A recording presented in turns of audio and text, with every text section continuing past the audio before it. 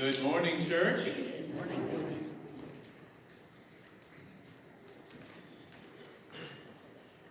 I have always liked math. You can call me weird. I know some of you were chuckling. But one of the things that I enjoyed about it was that in math there's a definitive answer. 2 plus 2 equals 4. Doesn't equal 5. It's not 3. It's not 4.2. 2 plus 2 equals 4. Now that's simple math.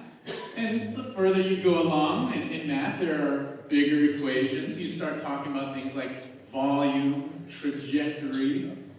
You can figure in equations where there's different forces all working on objects. And so you've got like gravitational force and speed. But essentially, it's still just math. There are answers that make sense. And I've often thought, if only there was a calculator for life. Like, when you start working on those complex equations, there's an answer, but sometimes you need a calculator to help you figure it out, but it gives you the answer there. Wouldn't it be great if there was just a calculator for life? And you start going, oh man, which job should I marry? Which job should I take? And it tells you, which person should I marry? And it punches out the name. You're like, oh, now I just have to find this person. Okay, good. But it would tell you the answer. There are lots of questions in life. Some of them are fairly easy.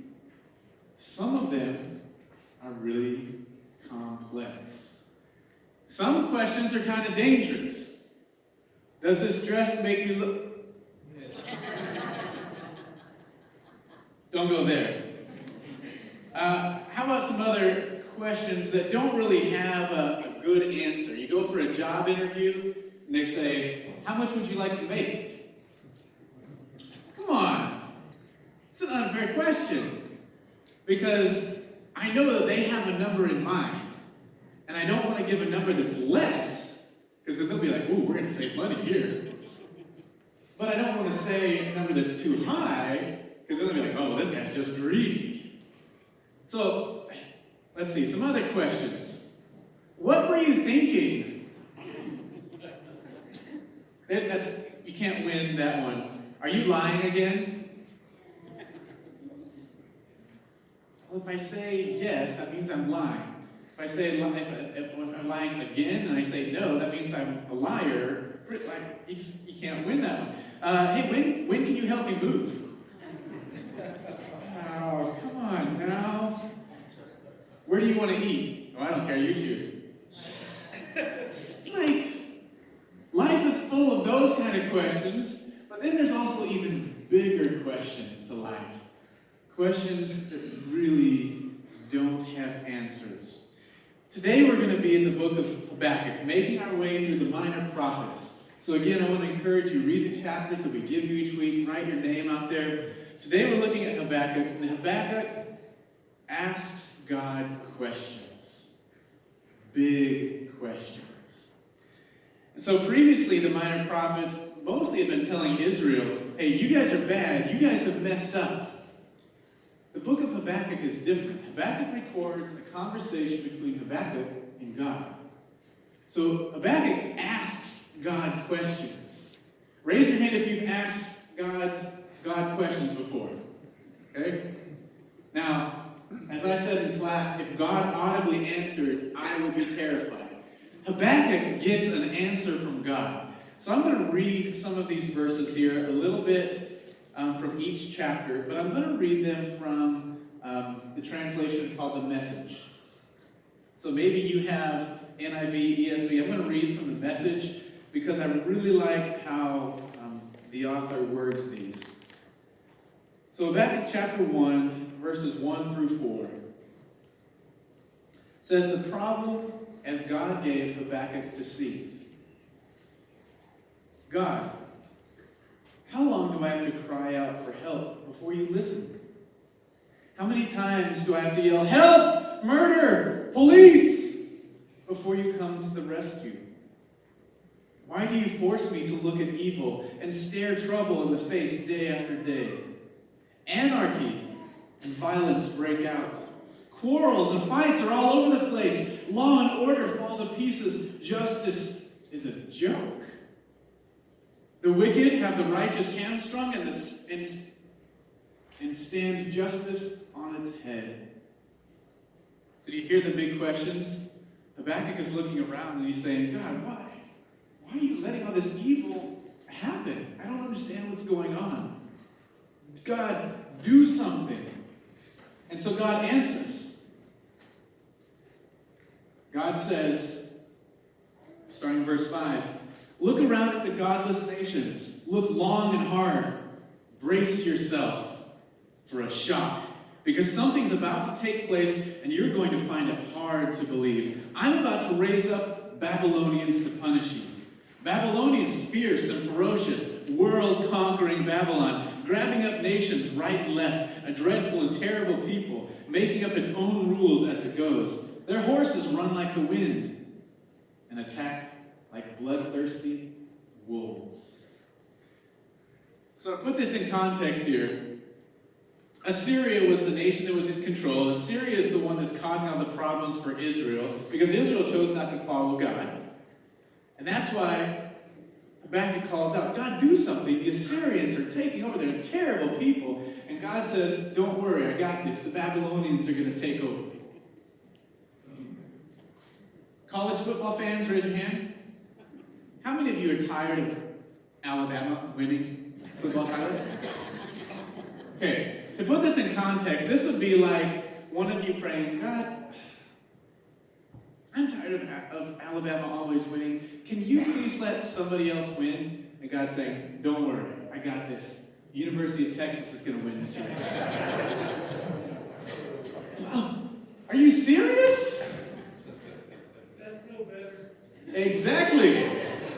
Exactly. It's no better. And so then, this is how Habakkuk responds. Chapter 1, verse 12 says, God, you are from eternity, aren't you?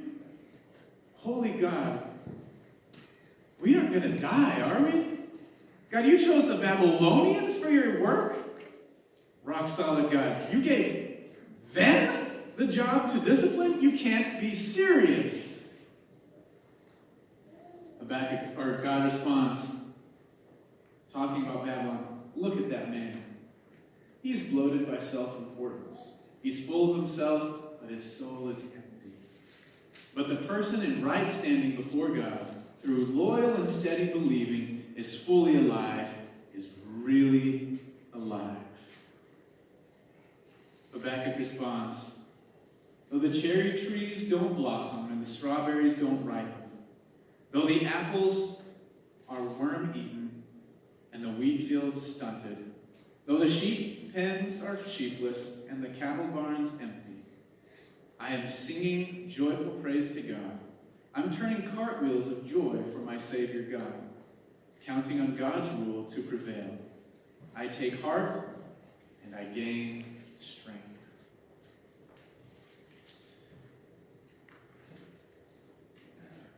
Habakkuk is not a book where God gives us answers to the big questions in life. Habakkuk asks the questions, asks similar questions that we might ask ourselves. I mean, you read the news, you listen to the news, you hear what's going on in the world, you hear what people are doing, and it'd be really easy to say, God, I don't get it.